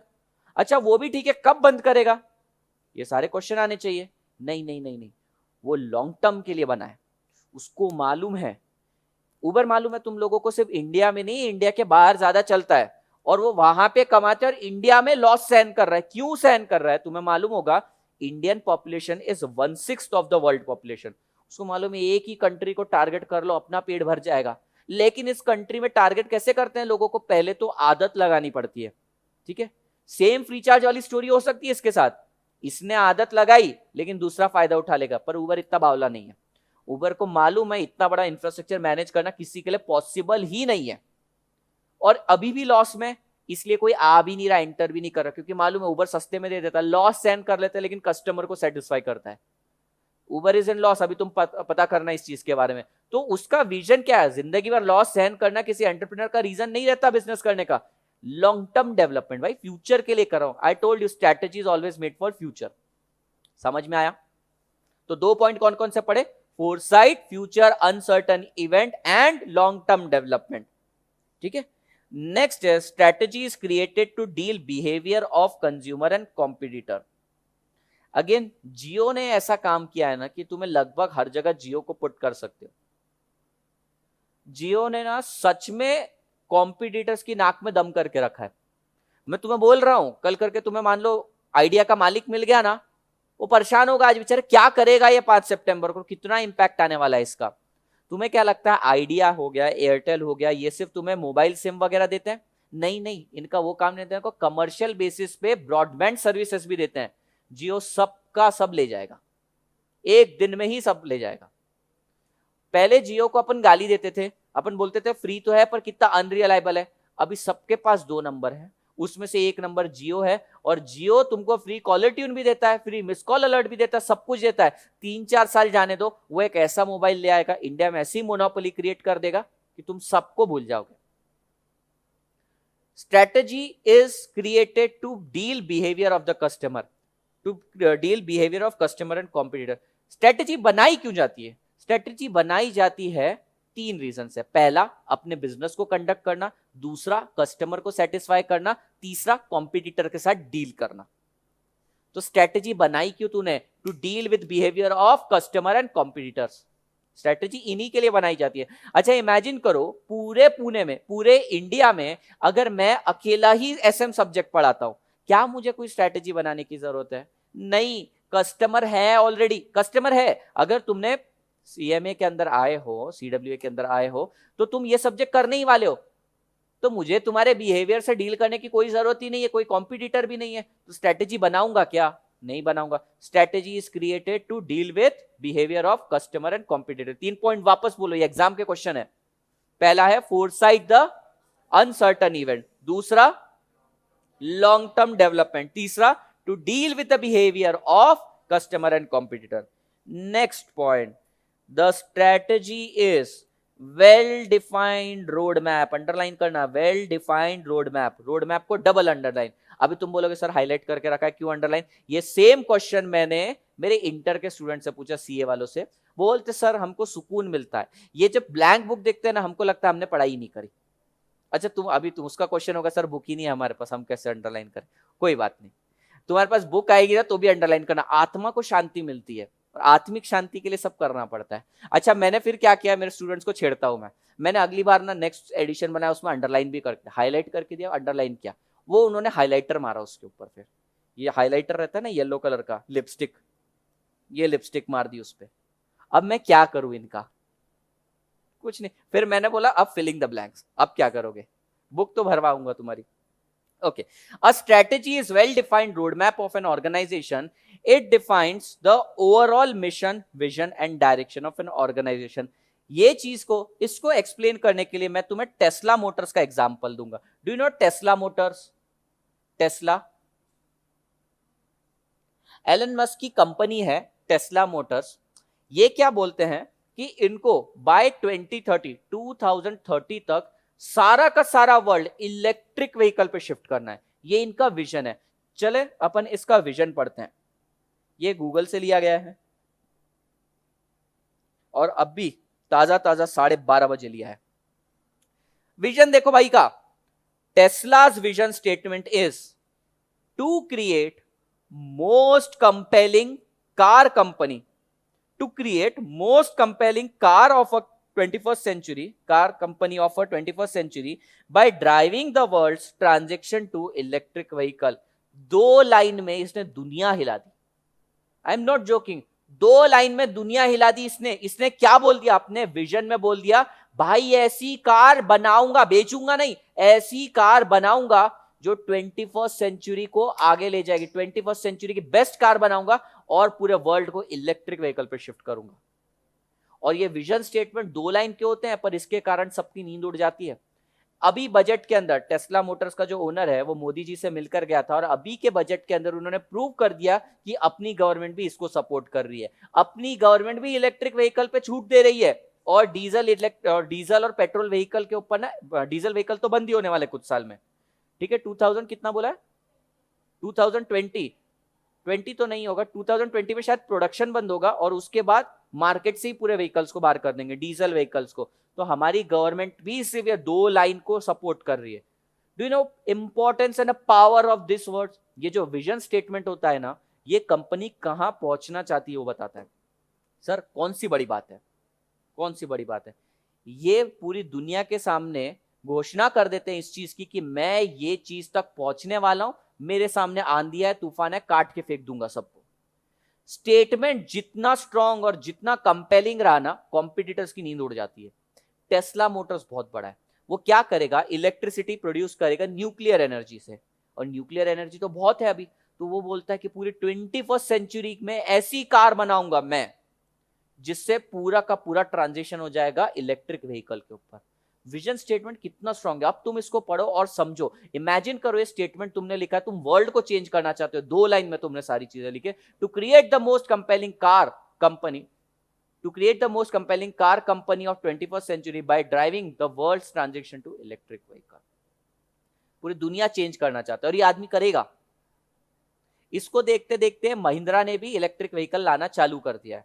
महिंद्रा ने तो काफी टाइम पहले से उसकी वेरिटो करके एक कार थी, शायद तुम लोगों को पता होगा, लड़कों को पता होगा, वेरिटो करके एक कार थी, उसके अंदर वो इलेक्ट्रिक वर्जन भी लाया था। समझ में आ रहा है? बेसिकली ये पता है क्या है, ये तुम्हारा फ्यूचर का रोड मैप है। इसने बता दिया मैं ये रास्ते से जाने वाला हूं। That's why they have used this word, कहां गया, strategy is well defined road map of an organisation. Well defined, 2 line के अंदर भाई ने क्या करने वाला है, कैसे करने वाला है, सब बता दिया। बोला मैं सबसे कंपेलिंग कार बनाऊंगा, मैं कार मैन्युफैक्चरिंग कंपनी बनूंगा, उसने रोड मैप बना दिया। और बोला कैसे करूंगा, इलेक्ट्रिक व्हीकल पे शिफ्ट करके। पूरा रोड मैप उसने बता दिया, मैं ऐसे करने वाला और ये अचीव करने वाला। विजन भी बता दिया, कैसे करेगा वो भी बता दिया। Did you get this point? A strategy is well defined road map of an organisation. समझ में आया? The objective of strategy is to maximise an organisation strength and to minimise the strength of competitor. भाई क्या बोल रहे हैं, strategy ऐसी तोड़ स्ट्रैटेजी बनाओ ना जिसके थ्रू खुद की स्ट्रेंथ बढ़ती जाए और सामने वाले की स्ट्रेंथ कम होती जाए। एग्जाम्पल लेते हैं, मैंने लिखा है वन प्लस आज से 6 से 7 साल पहले, मेरे ऑफिस की बात है, मेरा एक दोस्त था, वो बड़ा मतलब गीक है। गीक मतलब उसको चीजों का बहुत नॉलेज रहता है, पढ़ाकू है, और उसका रिसर्च में भी बहुत ध्यान है। तो वो वन प्लस लेकर आया। वन प्लस आज से मैं तुमको बता 2014 की बात है, कितने साल हो गए, 5 साल पहले की बात है। 5 साल पहले वन प्लस आया था, अभी one plus 2, one plus 3, one plus 7 तक पहुंच गया, तब वन प्लस आया था। जैसे जियोनी का फोन आया, मार्केट से गया, तो इज्जत नहीं करी किसी ने वन प्लस, लेकिन वो बंदे को पता था वन प्लस के अंदर कुछ खास है। अब उसने मेरे को वन प्लस दिखाया, और उस समय मैं मेरा लेकर आया था, मेरे पास आईफोन था। मैंने क्या घटिया फोन लेकर आ रहा है, इतना कमाता है तू। तब हमारा स्टाइपेंड बहुत होता था, तब मैं आर्टिकलशिप कर रहा था, स्टाइपेंड ही 25,000 था हमारा मंथली। तो फिर फोन वगैरह अच्छे परचेस करते थे। उसने वन प्लस खरीदा, और उसके 1 महीने पहले ही मैंने आईफोन खरीदा था। मैंने उससे पूछा तुम वन प्लस क्यों लिया, तो उसने मेरे को जवाब दिया बहुत अच्छा है फोन, तू देख बस। और बात हमारी वहीं खत्म हो गई। और आज से 1 साल बाद, आज से 1 साल पहले मुझको समझ में आया, अच्छा उसका ये मतलब था। वन प्लस को तुम जरा देखना, वन प्लस जब मार्केट में आया ना, वो एंड्रॉइड लेकर आया। आईफोन में आईओएस रहता है, सबसे बड़ी प्रॉब्लम है, लेकिन आईफोन है प्रीमियम, ठीक है। वन प्लस की स्ट्रेंथ क्या थी, एंड्रॉइड बेस था, और भी बहुत सारे सॉफ्टवेयर को अपने ऊपर, बहुत सारे ऑपरेटिंग सिस्टम को अपने ऊपर आने देता था, ठीक है। यहाँ पे कस्टमाइजेशन होता है, डू यू नो। सिर्फ एंड्रॉइड नहीं, तुम दूसरे भी यूज कर सकते हो उसके ऊपर, do you no this thing. नहीं तो परचेस करो, 42,000 का है, मन करे तो ले लो। तो वन प्लस ने क्या किया, सबसे पहले तो खुद को सुधारा। वो बोला ठीक है यार, कोई आईओएस बोल रहा है ना, नहीं मैं खुद पे एंड्रॉइड भी डालूंगा, मैं विंडोज भी डालने दूंगा, मैं साइनोजेन भी डालने दूंगा, सब डालने दूंगा मेरे ऊपर। डालने दिया, मतलब खुद की स्ट्रेंथ पे फोकस किया। बाद में खड़ा हुआ वो आईफोन के पास और बोलता आईफोन में है क्या ऐसा, तो आईफोन बोलता है मेरा प्रीमियम लुक, मेरी प्रीमियम क्वालिटी। अच्छा तेरा प्रीमियम लुक, तेरी प्रीमियम क्वालिटी, ले सस्ते में तेरे से अच्छा दिखने वाला फोन लेकर आता हूं विद लाइट वेट फीचर। सबसे अच्छा फोन आज के टाइम पे मैं तुम्हें सजेस्ट करूंगा तो वन प्लस है। अच्छा उसके हाई एंड, उसके ऊपर के फोन अपन अफोर्ड नहीं कर सकते, जैसे कि कुछ फोन होते हैं 10-10, 20-20 लाख के, वो तो लीक की बाहर है, वो तो अमीरों के लिए बनते हैं। नॉर्मल लोगों के लिए ये बेस्ट है। इसने क्या किया, अपनी स्ट्रेंथ को बढ़ाया और कॉम्पिटिटर की स्ट्रेंथ को मिनिमाइज किया। कॉम्पिटिटर की स्ट्रेंथ को मिनिमाइज करने का एक और तरीका है, क्या, खुद की स्ट्रेंथ बढ़ाते जाओ। देखो मैं हमेशा एग्जांपल देता हूं, अगर अपन एक ग्रुप में, चलो समझो अपन बदसूरत दिखते हैं।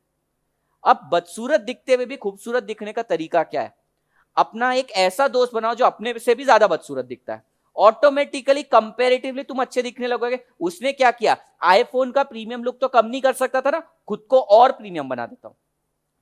अपनी स्ट्रेंथ तो बढ़ाते गया, उसकी स्ट्रेंथ, प्रीमियम लुक उसकी स्ट्रेंथ था, कम कर दिया। सिक्योरिटी की बात करा, उसने बोला साइनोजेन में सिक्योरिटी भी डाल दूंगा, मैं जो मांगता है डालूंगा, लेकिन उससे बेटर दूंगा।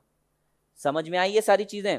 अब देखो अपने को फटाफट याद करना है इसको। पहला क्या है फीचर, पहला है फोरसाइट द अनसर्टन इवेंट, दूसरा है लॉन्ग टर्म डेवलपमेंट, तीसरा है to deal with the behaviour of competitor and customers, चौथा है it is a well defined road map of an organisation, पांचवा क्या है, the objective of the strategy is to maximise the strength and minimise the strength of competitor. इसको प्यार से बोलते हैं fly bro, fly bro. F stands for foresight, L long term, B behaviour, R road map, O objective, fly bro. अब इसमें Y कहां है, Y नहीं है इसलिए वो छोटा सा बेटा है, फ्लाई ब्रो। अब याद कैसे रहेगा सर, स्ट्रेटेजी के फीचर पूछे, स्ट्रेटेजी से पूछा तू क्या कर सकता है, वो बोला मैं फ्लाई कर सकता हूं, फ्लाई ब्रो। अब ये ऐसे याद करना पड़ेगा तुम्हें, ऐसी कुछ भी फनी ट्रिक बनानी पड़ेगी, पर अब याद रहेगा फ्लाई ब्रो। अब लिखो फ्लाई ब्रो और उसके नीचे लगा दो ये 5 पॉइंट। कोई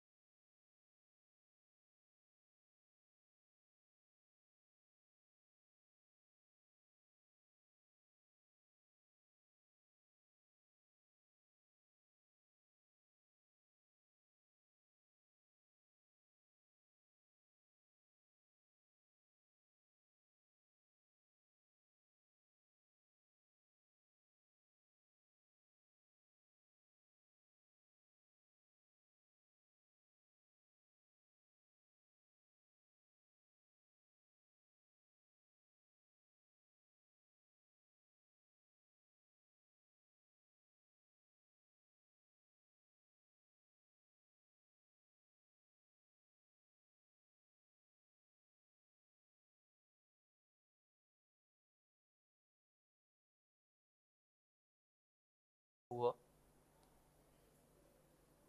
हो, क्या तुम उनके साथ मिलके ससुराल सिमर का देखती होगी, कुमकुम भाग्य भी देखती होगी? नहीं सर, उतने भी हम पिछड़े हुए नहीं है। क्या देखते हो तुम लोग वैसे, इन जनरल क्या देखते हो तुम लोग आजकल टीवी पे? बाकी सब तो मेरे मेरे से छोटे होंगे ना, एज कितनी है? 25, बराबर ही के, मतलब क्या देखते हो तुम लोग टीवी पे? टीवी नहीं तो मोबाइल पे, मोबाइल, हाँ वही मोबाइल पे क्या देखते हो? मूवीज, वो भी जियो टीवी पे देखते होगे मूवीज? फिर अच्छा, लेकिन डाउनलोड करने के लिए कौन सा कार्ड है? अच्छा फिर ठीक है। नहीं तो बाकी जियो ने तो करके रखा है भाई अच्छा इंतजाम, जियो टीवी वगैरह अपना सेवियर निकला वो। ओके ये, हाँ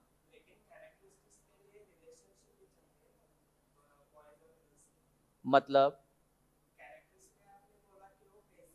नहीं क्या, हाँ कैरेक्टरिस्टिक्स में बोला कैसी होनी चाहिए, हाँ नहीं मेरा देख मैं बताता हूँ, शायद अपन ओवरलैप हो रहा है अपने पॉइंट।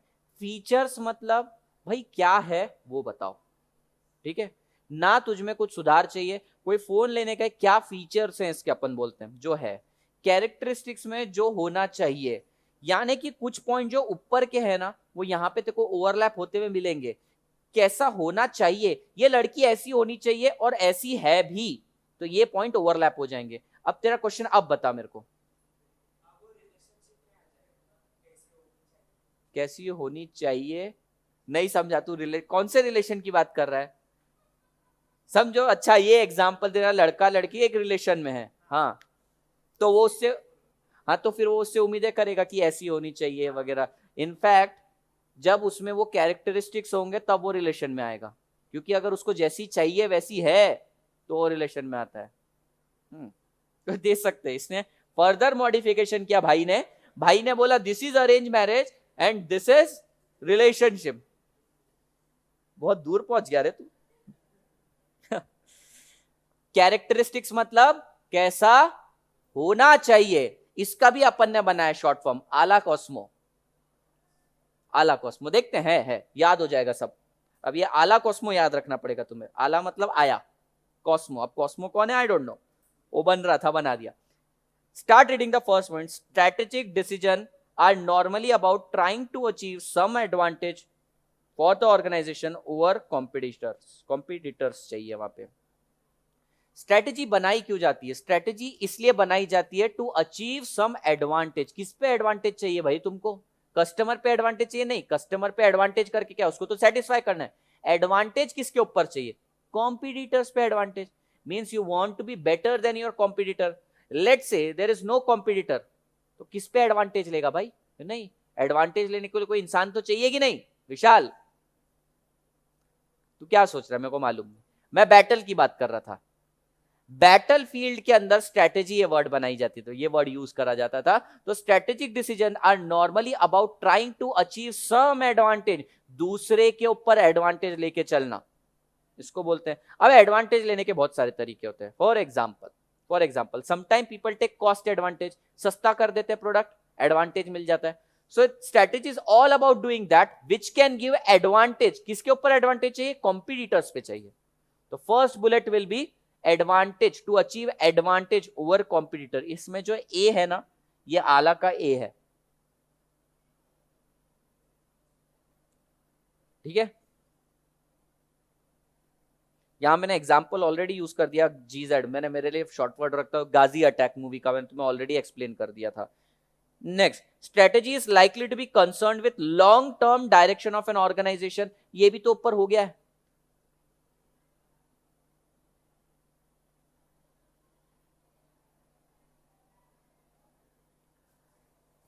लॉन्ग टर्म था ऊपर, ये भी लॉन्ग टर्म ही है। Strategy is likely to be concern with long term direction of an organisation. लिख दो, ये आला का एल है।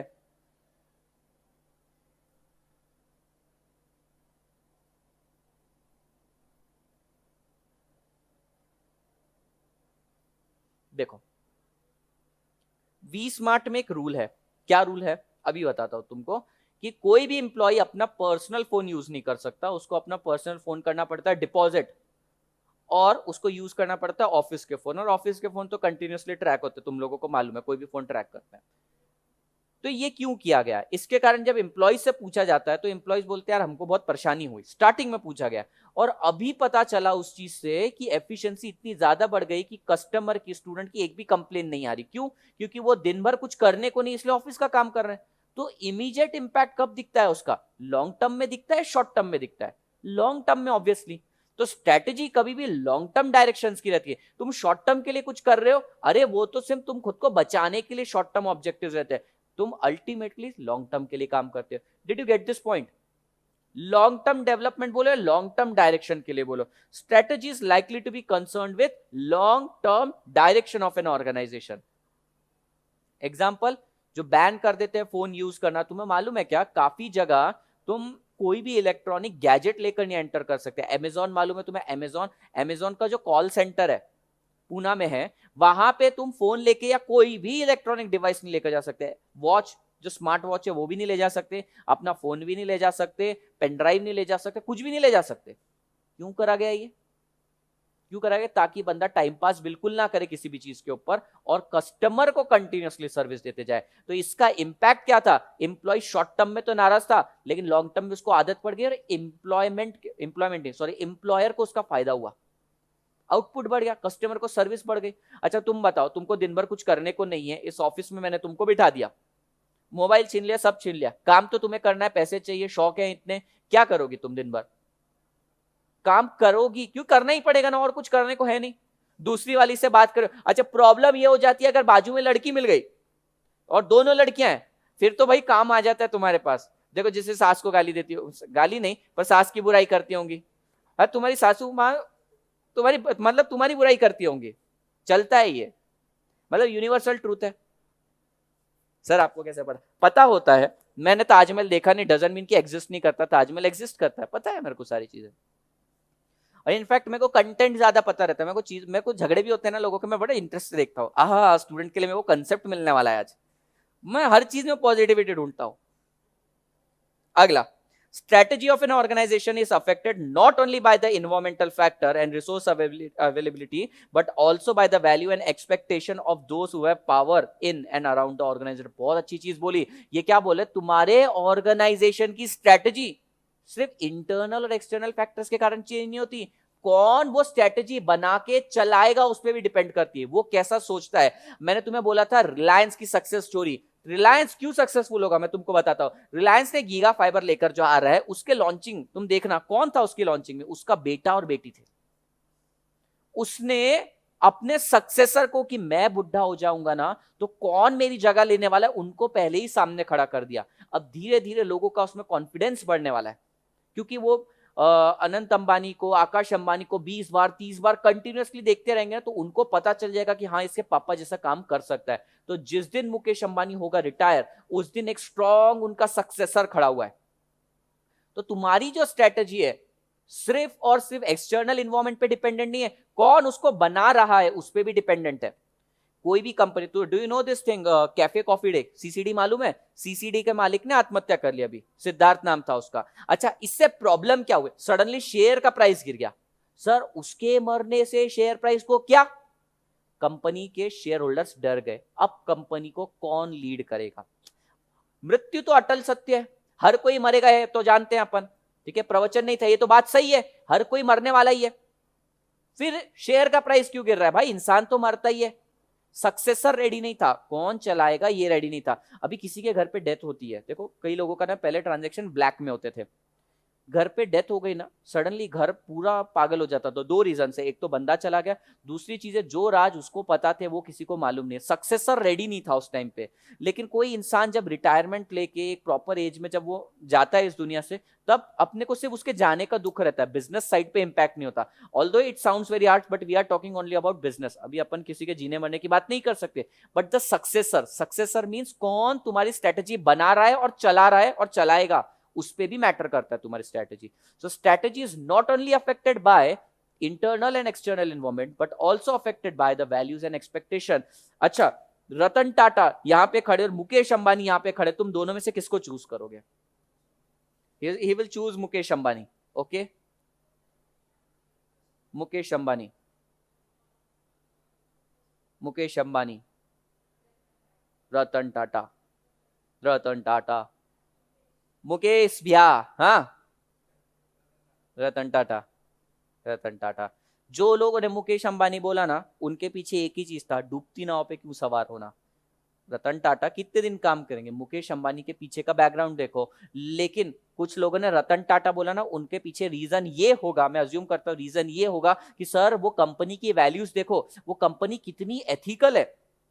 तो अब डिपेंड करता है तुम्हारी स्ट्रेटेजी कैसे बनेगी। रिलायंस की स्ट्रेटेजी क्या, तोड़ो सबको, तोड़ दो, खत्म कर दो।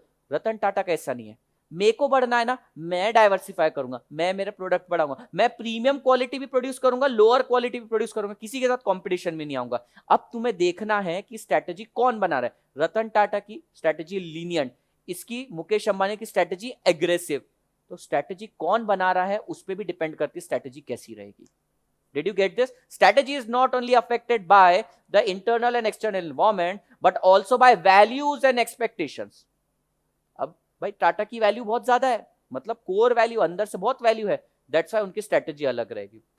एग्जांपल दे रखा है मैंने रिलायंस का सक्सेसर, बस अपने को 4 पॉइंट कवर करने हैं। स्ट्रेटेजी में require major resource change for an organisation structuring. काफी सारी कंपनीज के अंदर, you might not be knowing this, coffee machines लगी रहती है। Do you know coffee machine, CCD की कॉफी मशीन लगी रहती है। एक कॉफी कम से कम 25 रुपए में बनती है, कंपनी को कॉस्ट 25 रुपए पड़ती है, एम्प्लॉय से कितना चार्ज करते होंगे जरा बताओ, कुछ भी बोलो, मेरे को मालूम है तुम्हारे आंसर गलत ही होते हैं वैसे भी। हाँ 20 रुपए, आज बहुत सही सही आंसर दे रही है वो।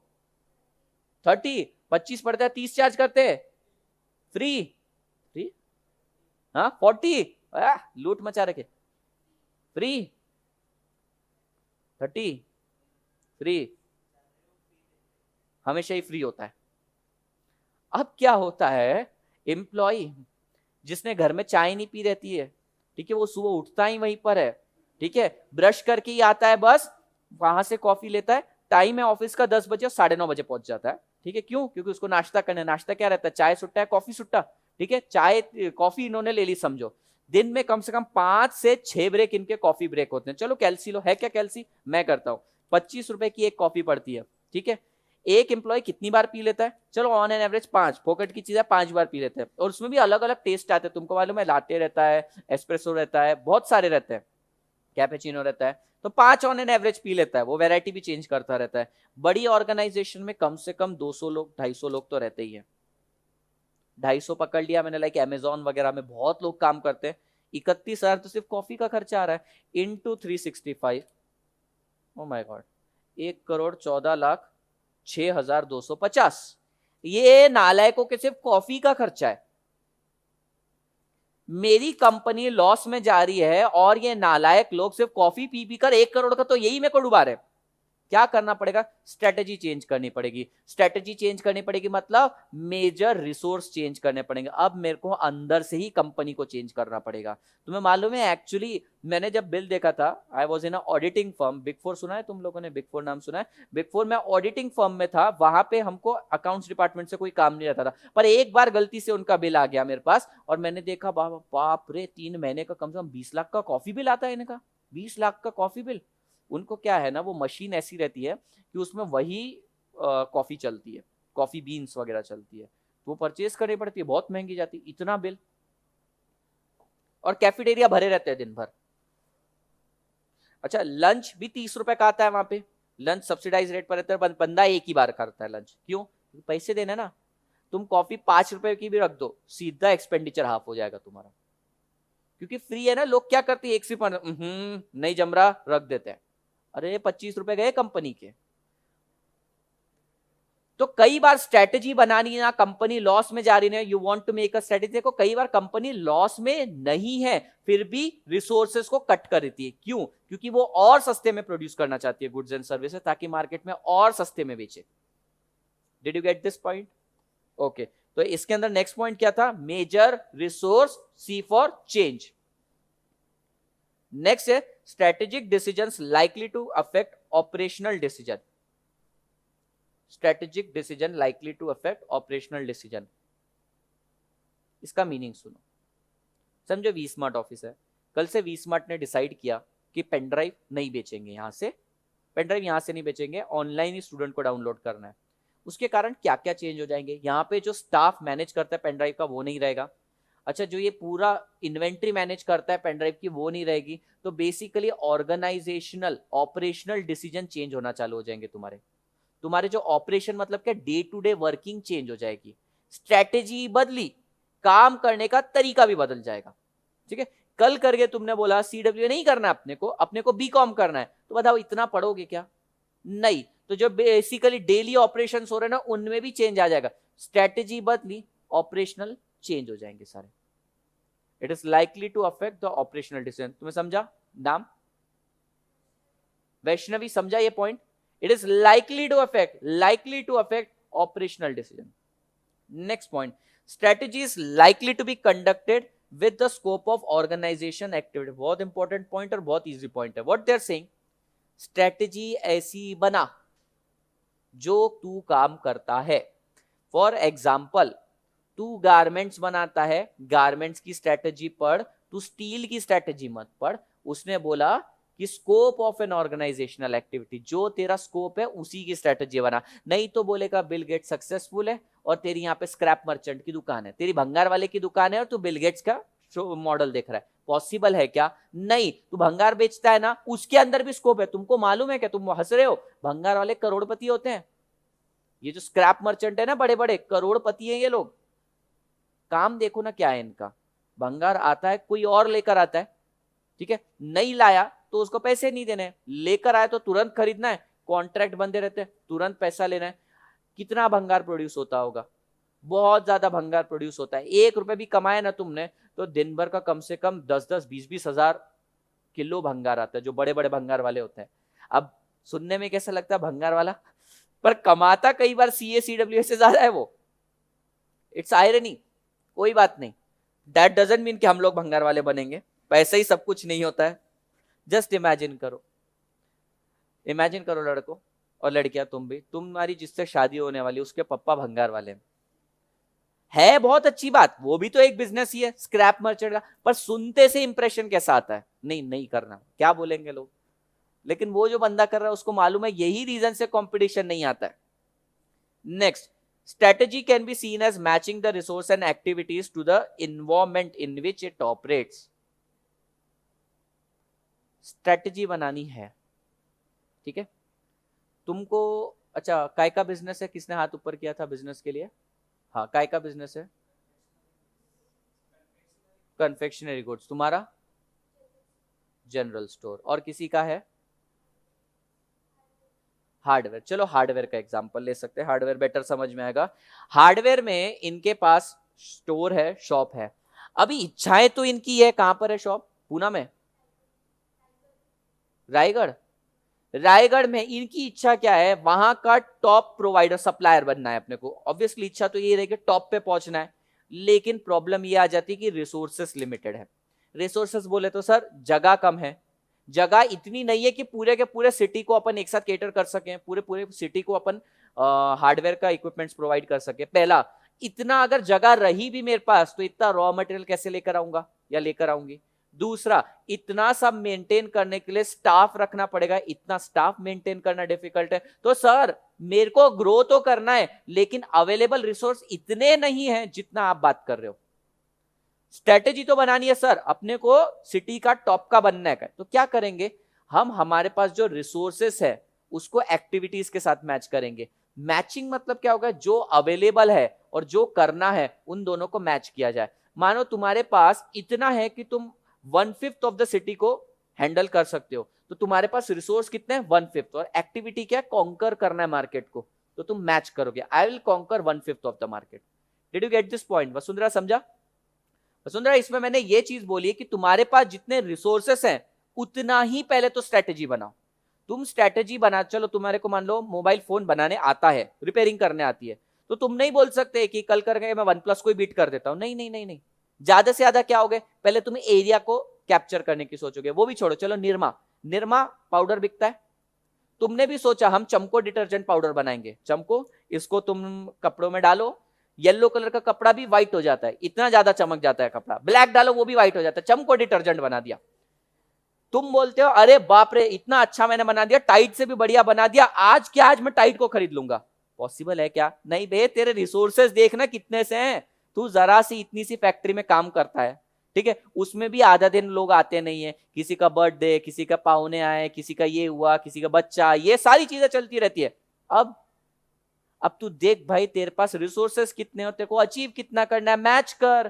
तू बोलता है मेरे को चांद पे जाने का है, लेकिन तेरे पास अभी सिर्फ साइकिल है, टाइम लगता ना भाई। तो वही बोल रहा है, मैच करो रिसोर्सेस को। समझ में आया? नेक्स्ट पॉइंट क्या था? Matching. Matching the resources and activities, बस इतना ही। Last point, the strategy can be seen as stretching of organisation resources and competency to create new opportunity और कैपिटलाइज देम। लास्ट लाइन उन्होंने बहुत वेग लिखी है, वेग मतलब क्लियर नहीं लिखी। उन्होंने क्या बोला? स्ट्रेटेजी का मतलब क्या होता है पता है? नई अपॉर्चुनिटीज को लाना। बस इतना ही उन्होंने बोला। लैंग्वेज थोड़ी अलग है। देखो, strategy can be seen as stretching organisation resource, अपने पास जो रिसोर्स है उनको पूरी तरीके से यूज करना ताकि नई अपॉर्चुनिटीज यूज करें। अपने पास एग्जिस्टिंग रिसोर्सेस है उनको इस तरीके से यूज करना कि नई अपॉर्चुनिटीज मिल जाए। For example let's say I have 2 hours मोर, मेरे पास दिन में 2 घंटे बच रहे हैं। मैं एक ह्यूमन हूं, मैं एक रिसोर्स हूं। मैं जब खुद की कैपेबिलिटीज को स्ट्रेच करूंगा तो मुझे पता चलेगा मेरे पास 2 घंटे ज्यादा है। क्या कर सकता हूं इस 2 घंटे में मैं? बताओ, तुम मेरे एंगल से सोचो कि मेरे लिए सबसे ज्यादा बेनिफिशियल क्या रहेगा इस 2 घंटे में करने में। बोलो कुछ भी। क्या करूं? यानी रिसर्च करूं? हाँ, तू क्या बोलता भाई? हाँ, मैं क्या करूंगा ये तू बता। हाँ मतलब मैं क्या करूंगा ये तुम्हें बताना है, अभी बताओ। तुम्हें क्या लगता है, क्या कैसे सबसे ज्यादा आराम करें? कह सकते हैं आराम कर सकते हैं। तुम क्या बोलोगी चंद्रकला? New class. सबसे ज्यादा मेरे दिमाग में, हाँ तुम बोलो। New consultancy, new clients. तो इन लोगों ने बोला ना, सबने सही बोला। अब स्ट्रैटेजी इज अ फिलोसॉफी, कल ही मैंने बोला था strategy is also philosophy, management तो है ही फिलोसॉफी। सबने अपना अपना अलग इंटरप्रिटेशन दिया। तुम्हारे पास अगर 2 घंटे एक्स्ट्रा होते तो तुम क्लास ले लेते, तुम्हारे पास 2 घंटे एक्स्ट्रा होते तो तुम क्या करते, कंसल्टेंसी। तुम आराम करने के लिए बोलते हो, तुमने क्या बोला था, रिसर्च करने के लिए बोलते हैं। तो मैंने क्या किया, existing, I am a resource, मैंने खुद को स्ट्रेच किया। मुझे पता चल रहा है मेरे पास टाइम है, तो अब मैं नई अपॉर्चुनिटीज देख सकता हूं। इसने जैसे नई अपॉर्चुनिटीज बोला क्लास, इसने बोला वही टाइम में सर आप कंसल्टेंसी दो, सो न्यू अपॉर्चुनिटी ले सका। कैसे पॉसिबल हुआ ये, सर 2 घंटे आपके पास एक्स्ट्रा थे। 2 घंटे कैसे निकले, दिन में तो तुम्हारे पास भी 24 है, मेरे पास भी 24 है, या मेरे पास 26 आते हैं। नहीं, स्ट्रेच किया खुद को, खुद के रिसोर्स को। मैं देखो one man army, I am a resource in myself, ठीक है। हर टीचर का ऐसे ही रहता है, they are resource in itself. तो मैंने खुद के, मैं रिसोर्स हूं, मैंने खुद को इतना स्ट्रेच किया कि मुझको पता चला कि हाँ I have 2 hours more, now I can create new opportunity. समझ में आया क्या, ठीक है।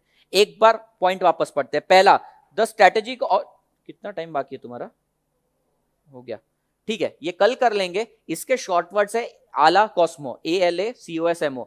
Advantage, advantage, long term direction, affected not only by environmental factor but also by the decision of people who are taking it. Next is strategy may require major resource change, resource change का मैंने तुम्हें coffee machine का example दिया था, operational decisions का भी एक example दिया था मैंने तुमको।